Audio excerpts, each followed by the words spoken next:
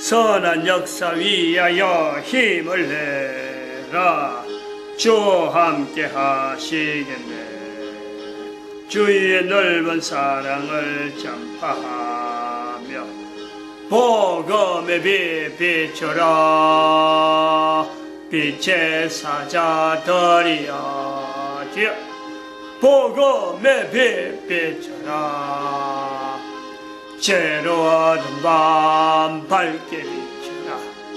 빛의 사자들이여 아멘. 각각하신 말 순종하여 이 진리 전파하라. 산과 바다 건너가 힘을 다해 복음의 빛 비춰라. 빛의 사자들이여 복음의 빛 비춰라. 죄로든 밤 밝게 비춰라. 빛의 사자들이여 아멘. 하나님 말씀 창세기 2장입니다. 창세기 2장 1절에서 끝절까지 말씀 교독합니다. 1절 말씀 제가 먼저 받들어 봉독드립니다. 천지와 만물이 다 이루니라.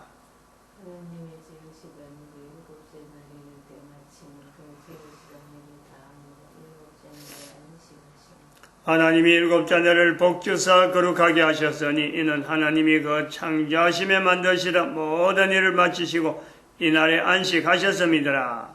여호와 하나님이 천지를 창조하신 때에 천지에 창조된 계략이 너희가 하나님의 성전인 것과 하나님의 성령이 너희 안에 거하시는 것을 알지 못하느냐. 모든 정사와 권세와 능력과 주관하는 자와 이 세상과 오는 세상 일컫는 모든 이름 위에 뛰어나게 하시고 또 만물을 그 발 아래 복종하게 하시고 그를 만물 위에 교회의 머리로 주셨느니라. 교회는 그의 몸이니 만물 안에서 만물을 충만케 하시는 자의 충만이니라. 평강의 하나님이 친히 너희로 온전히 거룩하게 하시고 또 너희 온 영과 혼과 몸이 우리 주 예수 그리스도 강림하실 때에 흠없게 보존되기를 원하노라. 너희를 부르시는 이는 미쁘시니 그가 또한 이루시리라. 2012년 공칙년도를 보냈습니다. 인류 종말의 시대라. 인류 종말의 시대라 할 때는 1945년 이스라엘의 독립, 이스라엘 독립, 1945년 대한민국의 해방, 1945년 유엔의 결성, 이런 세계 인류 사이의 흐름을 두고 인류 종말의 시대라라고 선포를 한 겁니다. 그걸 70년 지나서 2012년에 선포를 했죠. 그리고 이 내용을 이제 공칙연도를 해서 대한민국의 역사가 대한민국 역사를 기준으로 해서 전 인류에는 각 국가 단위로 그 역사 속에서 나타나신 그 국민들을 향하시는 임마누엘 하나님이 있다. 임마누엘 하나님을 표현해라. 국가 역사의 정체성을 붙잡고 임마누엘 하나님의 역사를 고백하게 하라. 그게 교회가 할 일이다. 2012년부터 교회는 이 일을 복음으로 잡고 과거에 가지고 왔던 복음적인 자세, 이걸 전해야 된다, 저걸 전해야 된다, 여러 가지 전해야 될 내용 중에서 사실은 빼야 될 내용도 많이 있습니다. 이제는 더 이상 그거 안 해도 된다. 그 중에 특별히 2012년에 2년까지에 나타냈던 표현 중에 하나는 없어도 되는 내용 중에는 분명한 건요, 신학교 중심, 앞으로는 변화될 수 있는 또 두 번째, 목사제도, 이런 거 연연해갖고 이것이 마치 복음이냐? 우리 교단, 이단 어떻고, 우리 교단 어떻고, 또 목사, 우리 목사, 다른 사람 목사는 별로 보지도 안 하고, 또 지난번에 말씀했습니다마는 전도자 이탈이라고 했잖아요. 전도자 이탈. 또 한편으로는 이게 이제 우리가 다르게 표현할 수 있는 것은 지역화죠, 지역화. 전도자 이탈과 지역화, 이걸 같이 보려고 합니다. 원래 지역화는 목사 제도에도 연결되고 또 전도자 이탈에도 연결되는데, 요걸 그만 세 번째 해가지고 전도자 이탈을 같이 하면서 지역화, 이런 내용이 아주 전 세계적으로 나타나는 거예요. 우리나라만 있는 게 아니라 교회 때문에, 교회 이름으로 가지고 지역화, 예를 들어서 유고슬라비아 같은 경우는 지금 이게 세라비아죠, 세라비아라는 국가는 이게 굉장히 뚜렷합니다. 지역에 따라서 이슬람이냐, 그 다음에, 기독교냐. 뭐 이건 필리핀도 마찬가지죠. 저 밑에 필리핀에 저 밑에 있는 민다나오 섬은 필리핀으로 들어가 있지만은 필리핀의 국민들이 쉽게 거기에 통행이 어려운, 굉장히 그는 치안이 완전히 분리되어 있어요. 그거는 뭐 이슬람의 점령기 비슷하게 지금 세력이 종교적으로 완전히 지금 구분되어 있습니다. 이것이 일종의 지역하면서 이게 전도자가, 전도자의 전도 언어의 어떤 실처죠, 실처. 복음 자체를 복음으로 나타내지 못하는, 한쪽 지역에는 맞는 것 같은데 한쪽 지역에는 안 된다는 거죠.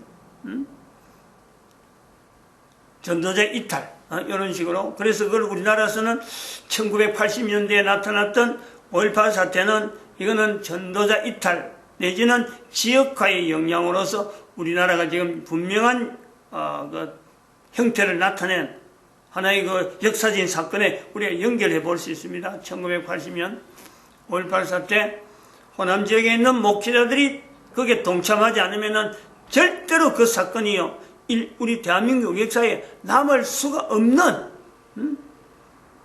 분기점을 나타낼 수 없는 사건인데, 이미 그 지역이 지금 현재 우리 대한민국에서 구분되는 하나의 요소가 있다. 지금 이 정권이 지금 힘을 받는 것도, 지역 정권을 받는 것도 부산에서 이 거주지가 있는데도 불구하고 부산 김해인데, 그 바탕을, 정치적인 바탕을 지금 호남 지역에다 근거를 둔 이유는 5.18 사태가 그 세력이, 5.18 사태 잔존 세력이 여전히 기세등등한 거예요. 그리고 그 전체적인 교회가, 그 속에 있는 교회가 그들의 세력에 대해서 꼼짝도 못하고 있잖아요. 아무 말도 못하고 있어요.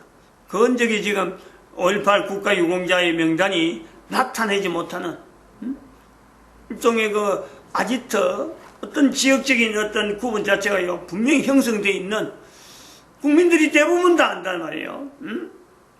호남 지역을 구분하는 것은 나름대로 그런 어떤 교회의 기능이 있다 이렇게 보는 거죠. 교회가 그래 오는 흔적이 있다. 이제 네 번째, 다섯 번째는 조금 있다가 또 설명을 아마 이 시간에 다음 시간 될란지 어쨌든 이걸 해야, 이걸 하고 마치는 것으로 저는 지금 방향을 보고 있습니다. 그래서 그 국가에서 정체성을 이야기하는 데에 대한민국이 모델이다.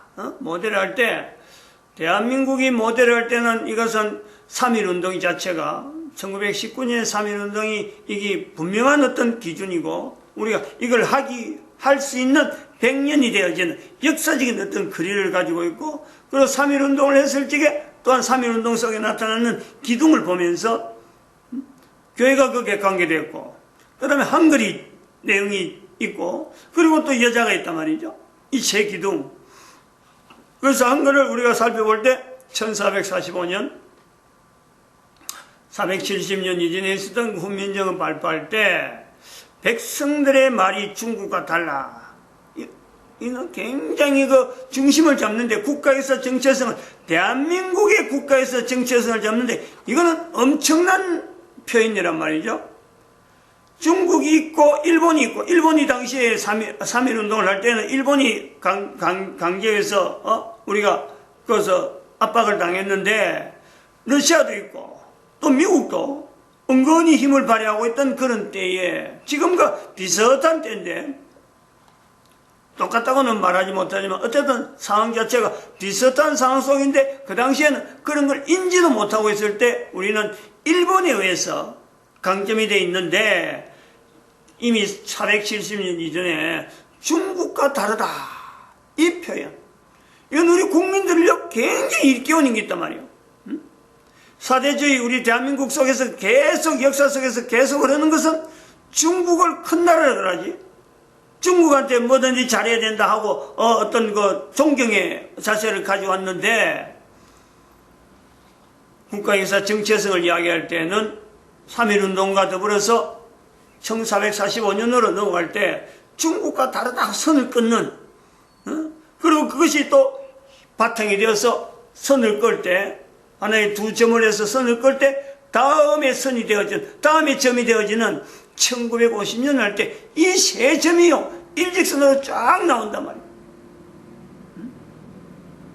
1950년으로 갈 때는 반드시 그거는 분명히 중국과 다르다는지 그 다음에 한글에 되었던 교회가 되었던 이런 여자가 관계되었던 이 어마어마한 내용들이요 거기서 나름대로 함축적으로 폭발하는 거고 그것이 또한 세계 자체를 세계 전 세계에 영향을 주는 하나의 전쟁으로 우리는 피를 흘렸지만 그 피를 흘린 만큼 정말 고귀한 피고 아까운 피인데 그 피를 흘린 만큼 백성들이 고통을 당한 만큼 필요한 고통이고 필요한 피였다. 어쩌면 인류 전체로 하여금 바른 방향으로 설 수 있는 공산주의와 대치되어지는 그 분명한 역사가 지금 현재 70년이 지나고 있잖아요. 지금 70년이 지나오는 지금쯤에서 보면은 1950년대 대한민국에 흘렸던 그 피는 과연 유엔이라는 걸 통해서 16개국이 파병돼야 되고 67개국이라는 나라가 나라 단위로서 지원하는 흔적을 분명히 남기는 세계에서 유일한 하나의 국가에서 대한민국 위치가 있단 말이에요.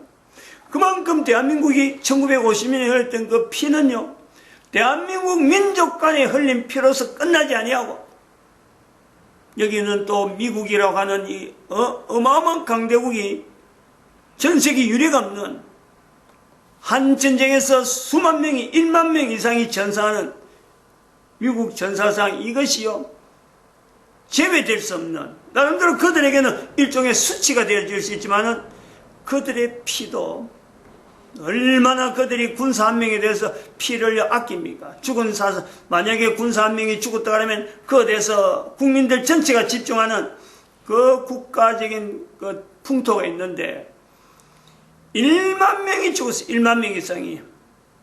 그것도 뭐 전쟁이 길어진 것도 아니고 불과 한 달 정도 한 달도 안 되는 그 전투에서 그 중공군하고 싸운 거 아니에요. 지금의 상황이 미국이 아마 그걸 연상한다 하면요 미국 사람들은 피가 끓을 겁니다. 피가 우리나라 사람하고 달라요.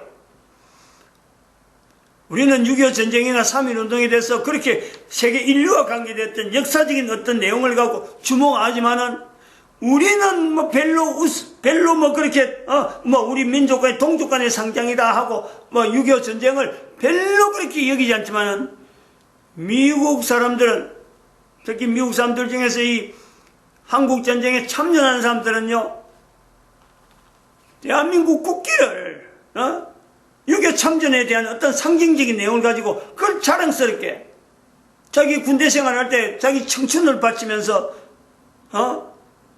전쟁에 참여했는데 그 시대 보냈는데 그 나라가 지금 2019년 현재를 볼 때 이렇게 덩덩거리는 세계 11위의 나라가 됐다가는 이것 때문에요 자부심을 느끼는 미국 군인들이 엄청나게 많이 있다는 거죠.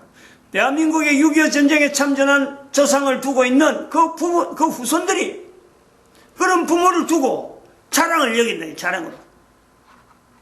대한민국 6.25 전쟁은 대한민국의 남북 간의 단순한 이 동족 상잔들이 아니라 이걸 우리 강조해야 돼요. 국가에서 정체성을 이야기할 때는 그 이야기를 하려는 사람들은 그런 믿습니다. 저는 그래 뭐 주장을 해요. 이거 유튜브에 얼마든지 다운받을 수 있고 하니까 이 자료 이 자료 같이 가지고 있어야 돼. 지난번에 얘기했잖아요. 이거 사단법인 월드피스 자유연합에서 이걸 제작권자로 돼 있고, 요 유튜브 요 들어가 보면은 인터넷 들어가 보면 나와요. 6.25 전쟁을 치든지 6.25 전쟁을 치면 되겠죠. 하여튼 이 자료는 상징성 있는 자료예요. 이런 자료를 가지고 있는 국가가 없어요. 있어야 될 이유가 없어. 6.25 전쟁은 분명한 의미가 있다.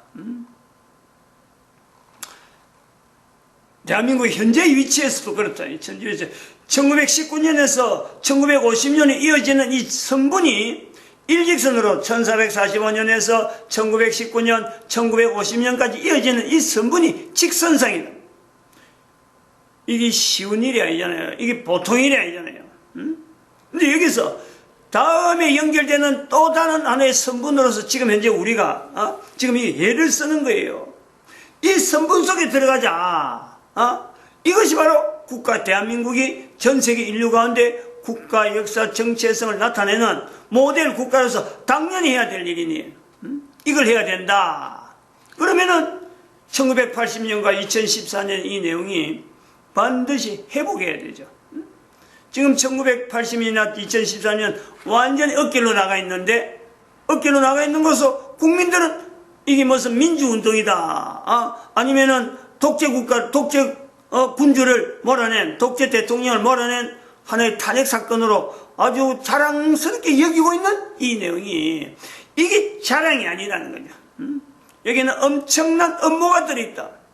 1980년은 김대중이 빠져있는 김대중 내란 사건으로 이것을 다시 부각시키게 되고, 2014년 세월호 사건은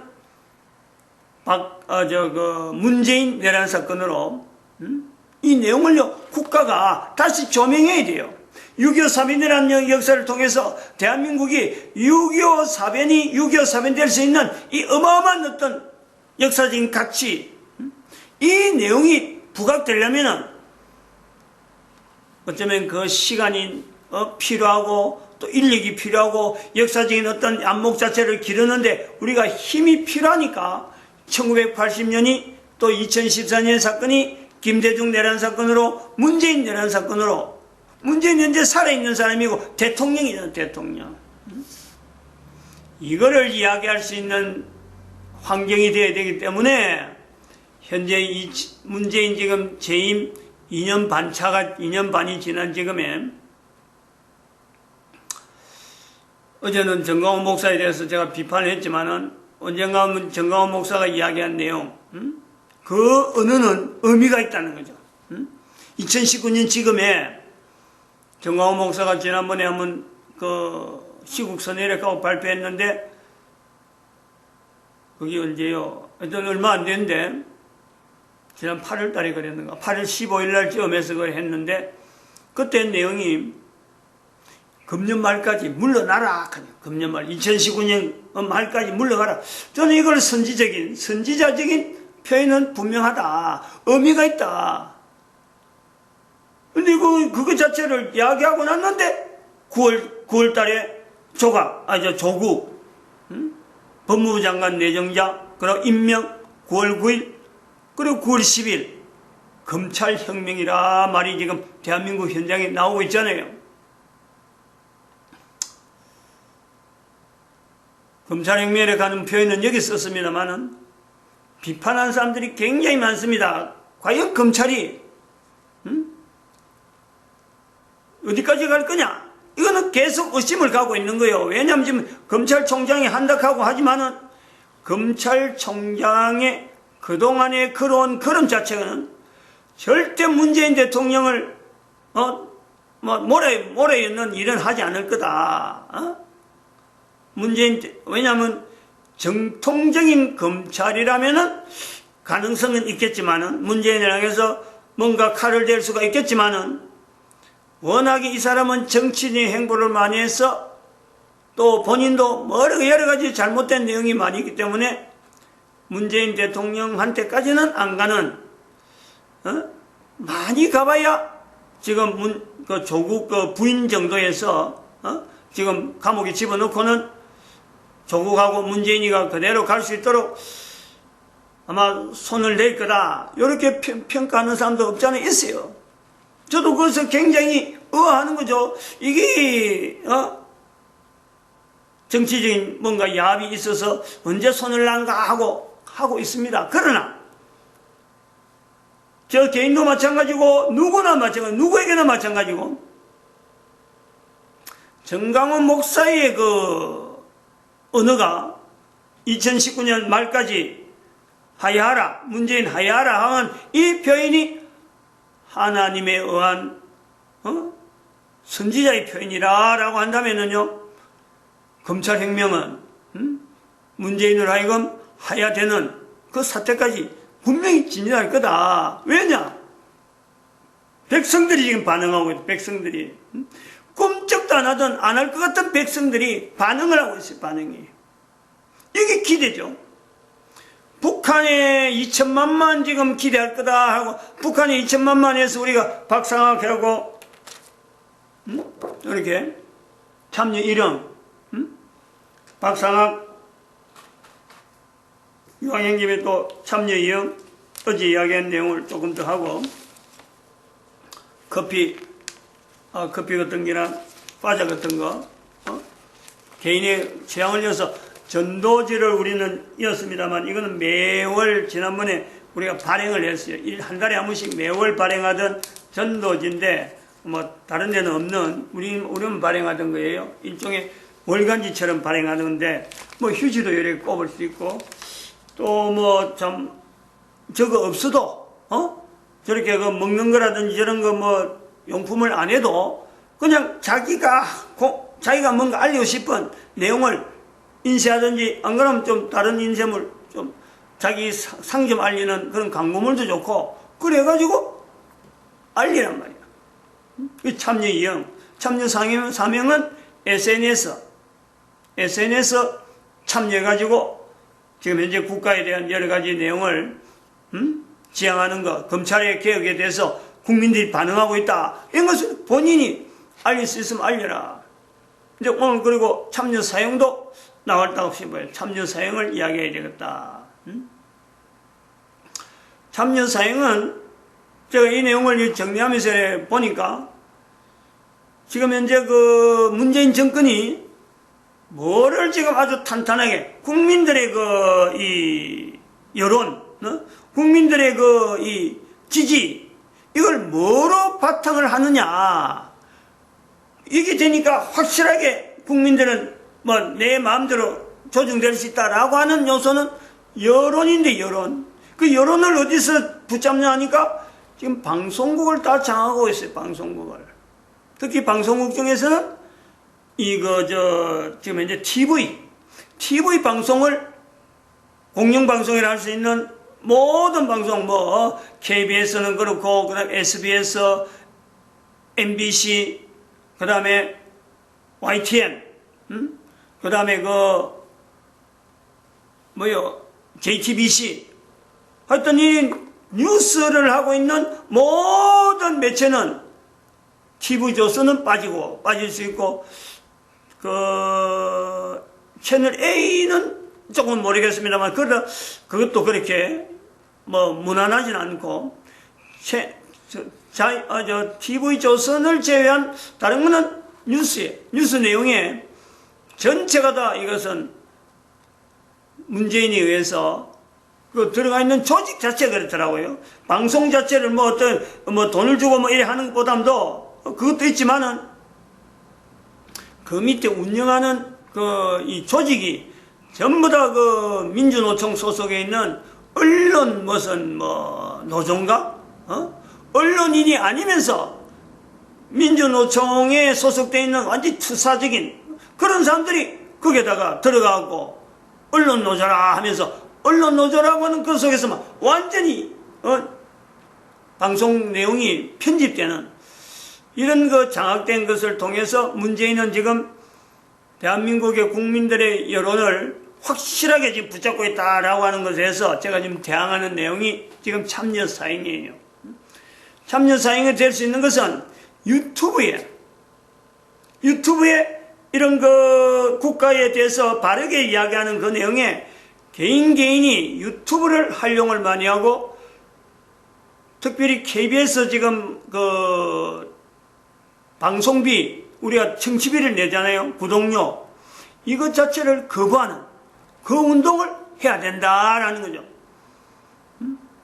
유튜브에 그 구독란이 있는데 그 구독을 하게 되면은 한 달에 얼마씩 이게 돈이 1,000원인가 2,000원인가 1,000원씩 이게 빠지도록 돼 있어요.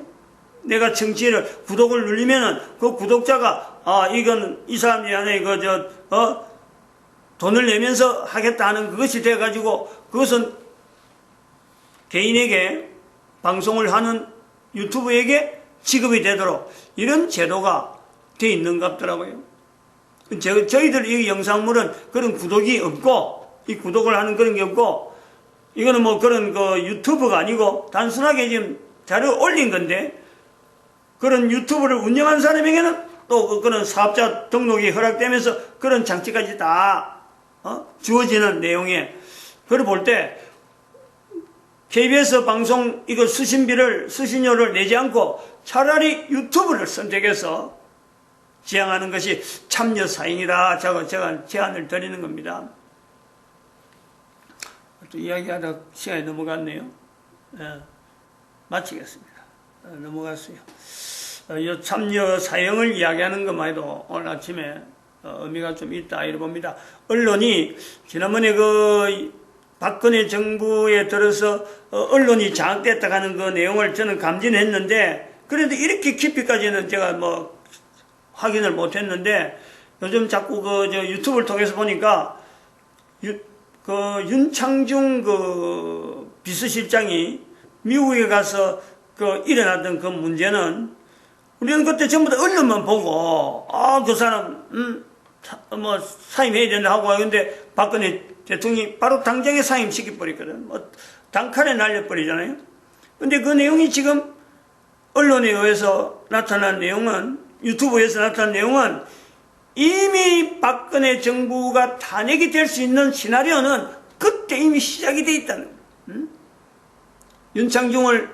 윤창중이 KBS 재임을 했던 사람으로서 이 굉장히 언론에 대해서 민감한 사람이라, 그 사람을 제일 먼저 제거하는데 지금 그런 시나리오가 작동되었다 하고 있는데, 언론은 한마디도 그거에 대해서 언급이 없는 거예요. 그러니까 탄핵은 당연하다는, 갈 수밖에 없다. 이렇게 표현하는 평가를 우리가 유튜브에서 확인을 했습니다. 그걸 빙자해서 표현하는 겁니다. 그러니까 지금 언론에 대해서 지금 이런 오래 저항운동하는 것도요, 분명히 대한민국의 남북 통일 내지는 현재 국가의 1950년의 사건 자체를 우리가 연결시키는, 직선적인 연결을 하는 데에 분명한 개인적인 참여가 될 거다 이렇게 보고 있습니다. 마칩니다. 기도드립니다. 할렐루야. 함께